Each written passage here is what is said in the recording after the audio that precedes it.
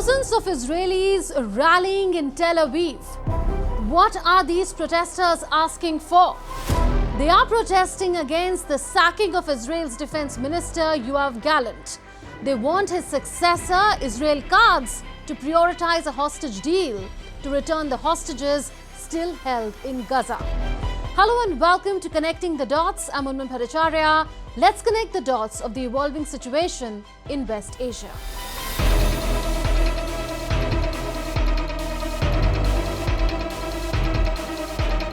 The patience of these protesters is running thin, also because Qatar pulled back from ceasefire negotiations that were intended to help bring the captives home. Remember, Qatar has hosted Hamas's political leadership since 2012 with the blessing of the United States and has been involved in months of protracted diplomacy aimed at ending the war in Gaza. But the talks, also mediated by Cairo and Washington, have repeatedly hit snags since a one-week truce in November 2023, the only one so far. During that truce, Hamas released 105 civilians. 4 hostages were released before that, 8 were rescued by troops alive, and bodies of 37 hostages were recovered.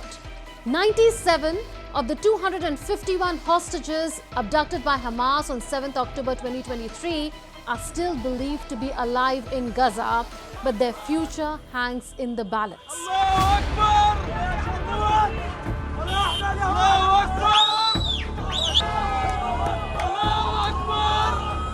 What's more, there is a new twist.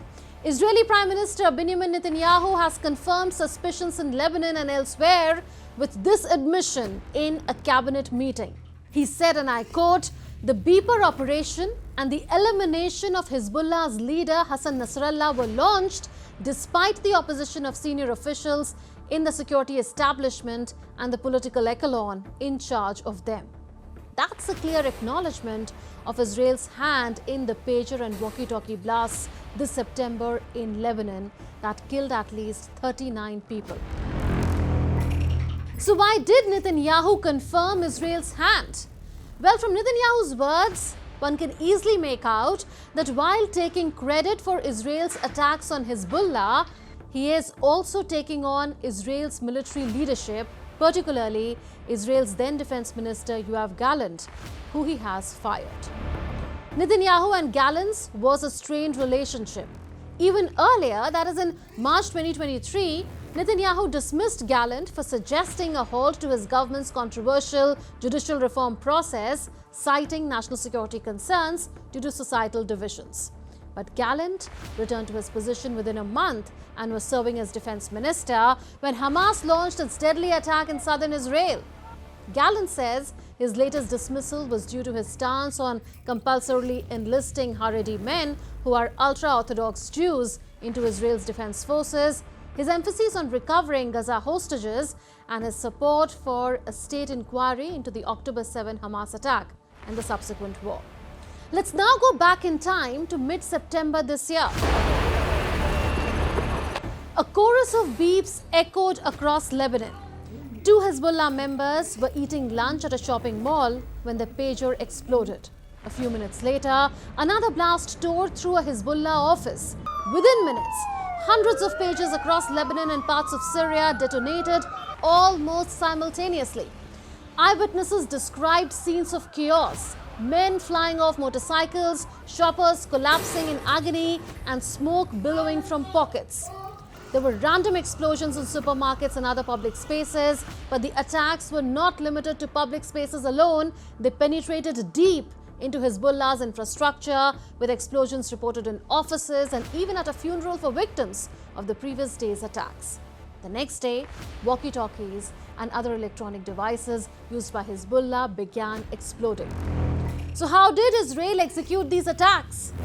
Media investigations revealed this. While immediately after the attacks, many believed that Israel had somehow penetrated the supply chain and rigged the devices with explosives, investigative media reports revealed Israel's modus operandi. They revealed that Israel created shell companies that manufactured those explosive pagers for Hezbollah. Israel knew that the then Hezbollah leader Hassan Nasrallah had warned his operatives and members to avoid modern communication devices like cell phones, which he feared could be hacked and weaponized against them. So Hezbollah had adopted pagers to communicate among themselves. The group had placed an order to purchase thousands of pagers for discreet and safe communication. With a mass order placed, Israeli intelligence got into action. It established a shell company, BAC Consulting, in Hungary. This shell company used the branding of Taiwanese company Gold Apollo under a 3-year brand licensing agreement. Israel is reported to have created at least 2 more companies to mask the true identities of the people who created the pagers. Behind the scenes, BAC was secretly producing modified pagers that contained the powerful explosive PETN, specifically targeting Hezbollah. These were shipped to Lebanon starting mid-2022, and the imports to Lebanon picked up earlier this year. These devices were then distributed among Hezbollah members who believed they were using secure communication tools. Israeli intelligence called these pagers buttons, as they could be remotely detonated at an opportune moment. This operation was not surprising to those who know about the operations of Mossad, Israel's national intelligence agency. Mossad is known for executing covert operations. It has built a reputation for surgical precision in its assassinations and sabotage missions, allegedly targeting a whole lot of people Israel sees as threats, from Iranian nuclear scientists to high-ranking Hezbollah leaders. So what was Israel's possible motive behind executing those blasts? Crippling Hezbollah's infrastructure and sending the group a chilling message that Israel can strike at any moment and in any form. The detonations forced Hezbollah into months of recovery, focusing its attention on repairing its communication network and combing through its ranks for informants.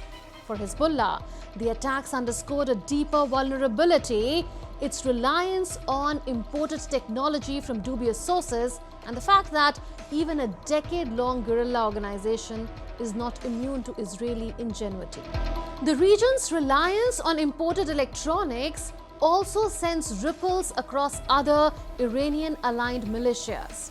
What if more devices, phones, tablets, radios, etc., are similarly compromised? Yet, Israel's challenge remains unresolved. How to contain the multi-front threats posed by Hezbollah, Hamas and Iran while avoiding a broader regional war? Enter Donald Trump. Trump has previously described himself as Israel's best friend. As president, he made decisions that were favorable to Israel, like shifting the United States Embassy from Tel Aviv to Jerusalem and officially recognizing Israel's claim to the disputed Golan Heights region, which it captured from Syria during the 1967 war. Trump prides himself as the architect of the Abraham Accords, which paved the way for normalization of diplomatic relations between Israel and some Arab countries. UAE and Bahrain were central to the Accords, and they recognized Israel as a sovereign state, an assertion that Arab states had rejected since Israel was established in 1948. Expect a similar approach towards Israel under Trump 2.0, with Trump picking former Arkansas governor Mike Huckabee, a staunch defender of Israel, as the next United States ambassador to Israel. In the context of Israel's security, the Iran factor cannot be ignored. In his first term, Trump had identified Iran as America's enemy number 1 in the region and did everything possible to put Tehran under unprecedented pressure and sanctions. An important factor now will be how Trump responds to recent US intelligence reports suggesting that Tehran attempted to assassinate him, allegations that Iran has dismissed as unsubstantiated and malicious. During his presidential campaign, Trump called for an end to Israel's war in Gaza. He promised peace in the region and also urged Netanyahu to, quote-unquote, do what you have to do and finish the job quickly. That's in tune with his stand that wars are costly and American involvement must be limited. So will Netanyahu call off the war? soon after Trump's inauguration on 20th January? Or could Trump's election empower him to double down on his offensive? There are no easy answers.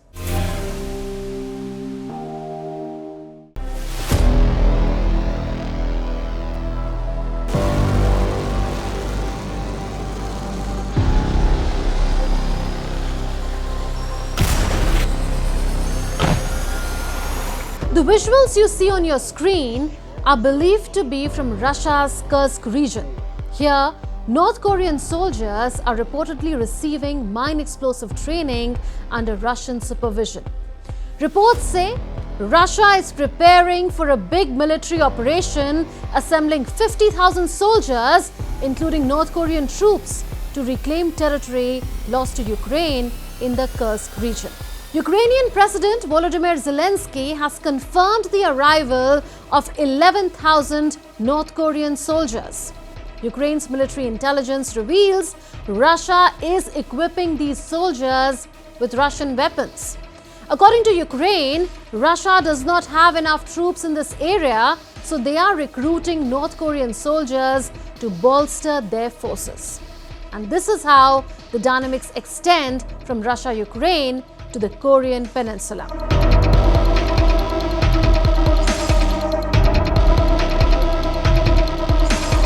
South Korea, which has a long-standing policy of not providing weapons to countries in conflict, is now hinting at providing weapons directly to Ukraine.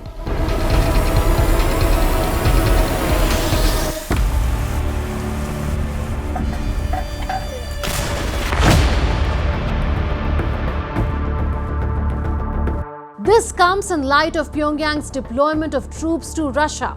Listen to what South Korean President Yoon Suk-yeol has to say. 이제는 좀 북한군의 Now, depending on the level of North Korean involvement, we will gradually adjust our support strategy in phases. This means that we are not ruling out the possibility of providing weapons. 않는다라고 하는 것이고요. President Yoon is monitoring the situation with North Korean troops.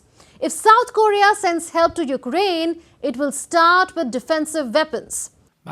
If we proceed with weapon support, we would prioritize defensive weapons as a first consideration. 있습니다. North Korean troops are said to have clashed with Ukrainian forces in the Kursk region for the first time on 5th November, the same day American voters re-elected Donald Trump for president. South Korean President Yoon recently called Donald Trump to congratulate him on his US presidential election win. During their 12-minute conversation, Yoon expressed concerns about North Korea sending troops to support Russia in the Ukraine war. 현재 우크라이나 파병 중인 They evaluated North Korea's military activities related to its deployment in Ukraine and shared concerns over the tense situation in Ukraine. 전황에 대해서도 Donald Trump has been vocal about his views on South Korea's reliance on US military power. He accused South Korea of getting a free ride and wants them to pay more for American troops stationed there to counter North Korea's aggression. At the same time, Trump has confidently claimed he can bring an end to the Ukraine war. Given these statements, it is possible Trump might see South Korea's decision to provide arms to Ukraine as working against his own plans to resolve the conflict. Now listen to what Trump had said during his presidential campaign. I got along very well. North Korea, Kim Jong-un, I got along very well with him. The press hated when I said that. How could you get along with him? Well, you know, it's nice to get along with somebody who has a lot of nuclear weapons. But no, I got along with him, and we stopped the missile launches from North Korea. Now North Korea is acting up again, but when we get back, I get along with him. He'd like to see me back, too. I think he misses me, if you want to know the truth. North Korea has remained silent on Donald Trump's election win so far, but experts believe Kim Jong-un may view this as an opportunity to restart negotiations with the US, armed with more bargaining power than before. Since the collapse of the 2019 Hanoi summit, North Korea has shifted focus from diplomacy to rapidly advancing its nuclear and missile capabilities. Kim signed a mutual defense treaty with Russia in June. In September, North Korea for the first time unveiled a uranium manufacturing site, aiming to produce more nuclear weapons. It launched a new Hwasong-19 intercontinental ballistic missile last month that achieved the longest flight time for a North Korean missile.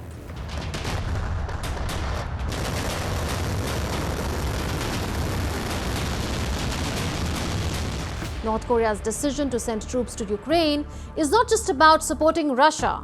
It is also about gaining valuable military experience. Since 1953, North Korea's military has not seen large-scale combat, and its outdated tactics would not hold up against a modern adversary like South Korea. By fighting alongside Russia, North Korea hopes to learn cutting-edge military methods.